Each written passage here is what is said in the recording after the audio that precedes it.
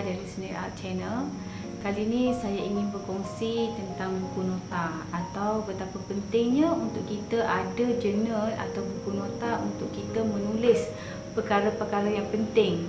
Terutama bila saya membincangkan tentang hutang, cara membayar hutang, cara membuat simpanan, langkah-langkah yang penting, ataupun langkah berikutnya anda mula berminat untuk membaca buku dengan motivasi ataupun information kesihatan daripada YouTube. Jadi buku nota sangatlah penting untuk kita tulis dan kita rujuk. Sebab bila kita ada buku nota, selepas satu tempoh kita akan banyak mempunyai idea-idea. Kita akan menjadi lebih kreatif sebab daripada knowledge yang kita ada tadi. So dengan adanya buku nota atau jurnal, dia akan membantu kita untuk kita letak semua information yang kita ada dekat sini. Dan buku nota atau jurnal ini juga akan mendorong kita lebih konsisten untuk menggunakan dia, ya. Selain daripada itu, pentingnya buku nota atau jurnal yang kita ada ni, dia akan menunjukkan siapa diri kita, ataupun anak-anak cucu besok jika kita dah banyak ilmu apa yang kita tulis dekat sini, anak cucu kita tahu siapa diri kita selepas kita tak ada nanti, kan. Jadi saya share dekat sini, saya ada berapa jenis dekat sini. So mungkin perkongsian ini akan membantu rakan-rakan di luar sana memilih jenis yang mana yang lebih senang digunakan, yang lebih senang untuk kita bawa, ataupun yang bersesuaian dengan dengan diri kita lah, kan. Saya mula-mula saya start buku nota tahun 2014. So buku nota hanya buku nota biasa yang murah tu, yang harga RM2 macam tu, kan, RM2-3 ada. So saya tulis semua apa yang saya belajar, attend kelas ke, nota-nota saya macam rojak lah, saya tak tahu apa-apa, saya tulis je. Cuma dekat sini tak teratur lah, sebab saya tak ada rujuk pada mana-mana. Kalau kita nak belajar jurnal, susah nak cari jurnal yang boleh mengajar kita atau yang memberi faedah kepada kita bagaimana kita nak buat nak divide benda tu, je.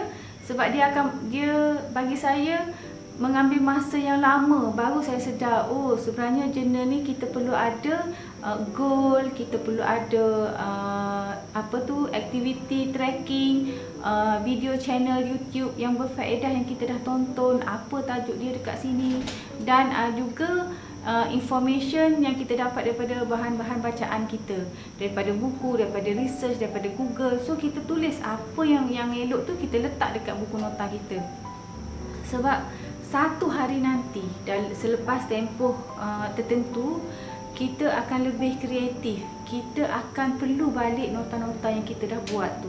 Okey, dekat sini saya dah share antara nota simple yang saya ada dekat sini, yang ni. Dan saya juga ada planner. So planner yang ni planner tahun 2018. So 2018 untuk menarik saya selalu gerak buka. So saya letak sticky note untuk senang saya guna sticky note ni untuk lekat dekat buku bacaan, ya. Sebagai tanda muka surat yang mana yang sesuai untuk kita guna. Dan juga gambar-gambar, lepas tu saya letaklah tarikh-tarikh penting, appointment, dan juga nota-nota penting saya letak dekat sini.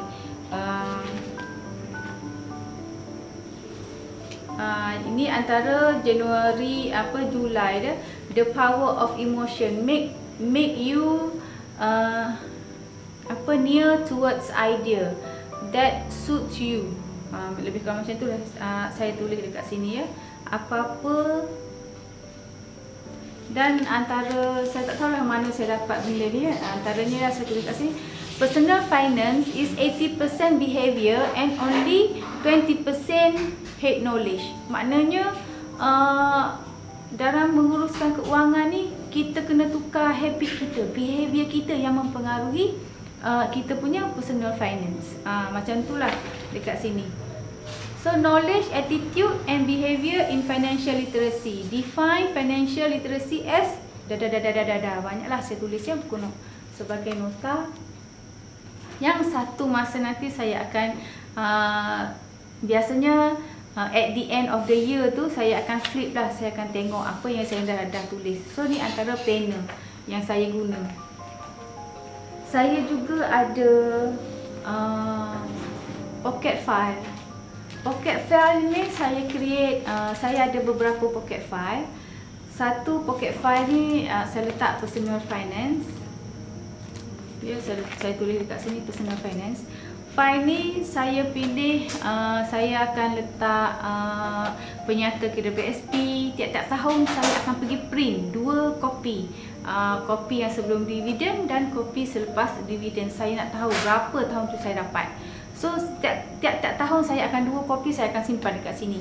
Saya ada penyata tabung haji. Dan juga penyata-penyata bank bila kita perlu pergi jumpa bank untuk mengetahui baki pinjaman perumahan, pinjaman kereta, baki yang kita ada. Sebab kalau dulu saya ignore ya, saya tak ambil tahu, biarlah bayar je lah kan, saya tak ambil tahu. Bila kita ada file ni, bila kita jumpa bank, dia akan bagi tahun ni baki dia ada berapa. So penyata-penyata tu kita akan simpan dekat sini. Kita perlu penyata ni untuk guna dalam kiraan kita punya network nanti. Network tu nanti saya akan bincang kemudian untuk mengetahui tahap keuangan kita ya. So saya letak jugalah bil-bil yang penting ya, saya simpan dekat sini. Dan saya ada juga journal yang lebih besar. Journal ni agak besar. Journal ni journal tahun 2018. Journal ni lebih proper, tapi sebab dia terlalu besar, saya macam sukar kan, kita nak bawa ke mana-mana macam-macam susah. So saya tulis dekat sini lah apa sekarang nak kongsi kan. Saya punya saya punya life goal. Apa impian saya? Saya tulis. Wah, apa ni? Orang masak dekat dapur. Apa yang saya tempat yang saya nak pergi. Apa yang saya nak saya impikan. So saya tulis dekat sini. Buku. Dan saya tulis juga apa perancangan tahun tu yang saya perlu buat. Ya, ni antara yang saya tulis.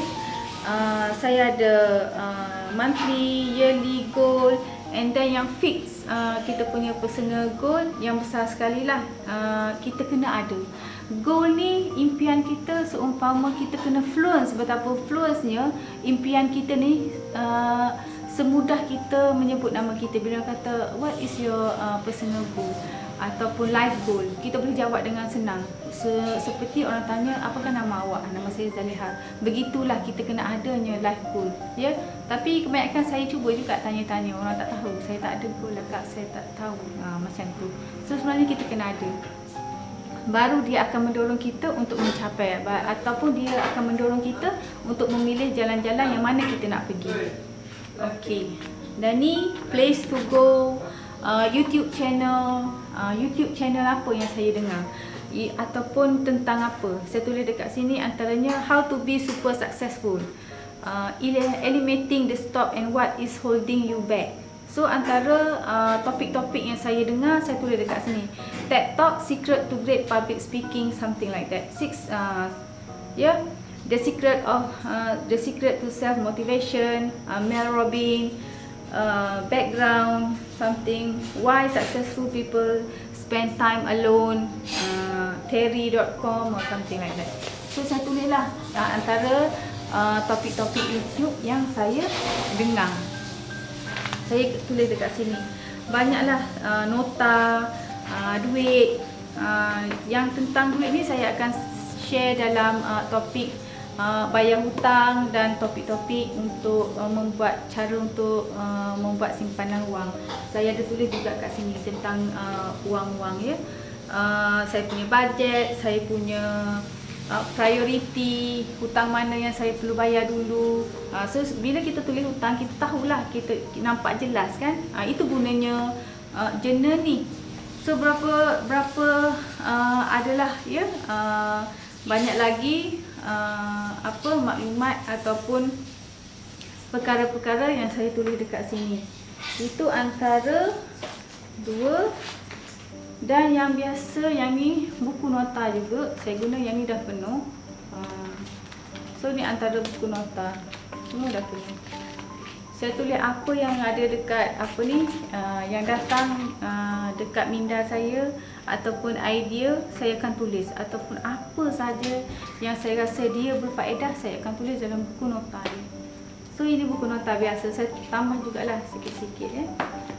Dan 2 lagi, saya ada juga planner kecil macam ni. Planner yang ni tahun ni punya.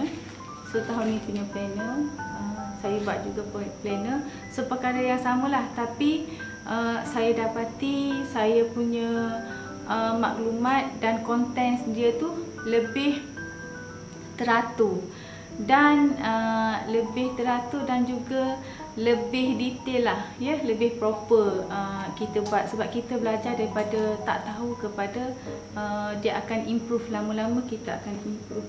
Dan juga buku-buku macam ni, saya suka sebenarnya. Yang paling saya suka buku macam ni, journal macam ni, sebab dia senang dibawa ke mana-mana dan dia kosong. Kita boleh tulis perkara-perkara yang kita perlu tulis ya, yang kita rasa penting, dan ataupun sebagai peringatan kepada kita, ilmu-ilmu yang kita dapat, semua kita tulis dekat sini. So itu sahaja saya rasanya betapa pentingnya. Dalam ni juga kita letak bajet, kita letak kita punya network, kita letak hutang ataupun sebagai diary, luahan perasaan ya, ataupun impian kita. Kadang kita bila kita ulang balik baca, dia akan banyak bagi motivasi kepada diri kita untuk terus berjuang. Itu sahaja saya rasa ya. InsyaAllah saya kongsi tentang journal yang akhir ataupun cara yang lebih detail di lain masa. Cuma kali ni hanya roughly saja, just go through. At least rakan-rakan tahu sebenarnya saya ada berpuluh journal lagi yang saya dah buat. InsyaAllah ya, semoga kita diberkati dan dimudahkan urusan. Itu saja. Terima kasih. Assalamualaikum warahmatullahi wabarakatuh.